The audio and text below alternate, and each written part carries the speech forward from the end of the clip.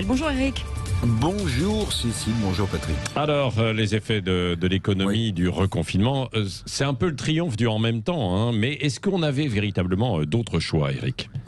Oui, c'est évidemment la question. Vous avez raison, c'est un peu le triomphe du en même temps, ou le grand retour du en même temps. C'est la santé et l'économie, et la santé. Bon, d'autres choix que le reconfinement, je crois pas, parce que, on l'a répété, mais il faut le redire, on a loupé les masques, on a loupé les tests trop tard, le couvre-feu insuffisant, donc reconfinement, mais évidemment pas trop dur, parce que l'économie par terre sont des cordes de chômeurs, on va en reparler, puis une crise sociale, et puis des contestations fortes potentielles dans la rue.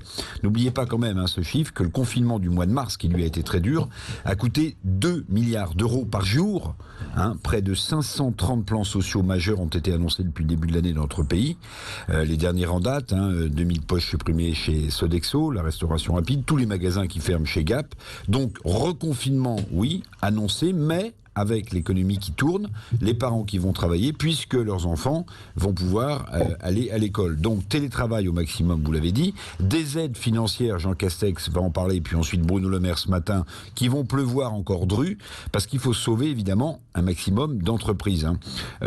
Très spectaculaire, déjà 123 milliards d'euros ont été déversés sous forme, vous savez, des fameux prêts d'État garantis.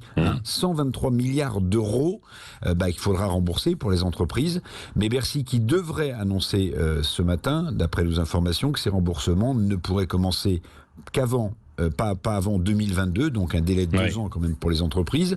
Des mesures économiques de soutien. La question des loyers, fondamentale pour les entreprises et les petits commerces, par exemple, qui normalement va aussi trouver quelques solutions, a dit Bruno Le Maire, avant la fin de cette semaine.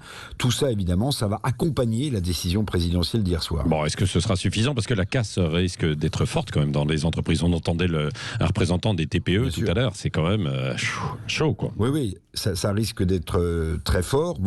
Il faut quand même redonner quelques bases. La poursuite, bien sûr, du chômage partiel. Le président, mais on n'a pas les détails, a annoncé un plan pour les indépendants et spécialement pour les TPE. La prise en charge, n'oubliez pas quand même, jusqu'à 10 000 euros des pertes de chiffre d'affaires pour les commerces et les petites entreprises. Alors, je dis pas que tout ça va être un coup de baguette magique, mais ça va quand même pouvoir arrondir un peu les angles. Le paquet va être mis, mais il y a un pari économique quand même d'Emmanuel Macron derrière tout ça, Patrick, si vous le permettez. C'est évidemment de sauver les fêtes de Noël. Alors, ces fêtes de Noël, c'est un moment social important pour notre société, c'est vrai, mais c'est aussi souvent 20 à 25% du chiffre d'affaires des commerces, notamment de proximité. En réalité, vous l'avez peut-être entendu hier soir, le chef de l'État, il n'a pas dit à Noël, on va faire la fête et tout va recommencer. Il a été extrêmement prudent sur Noël et le déconfinement.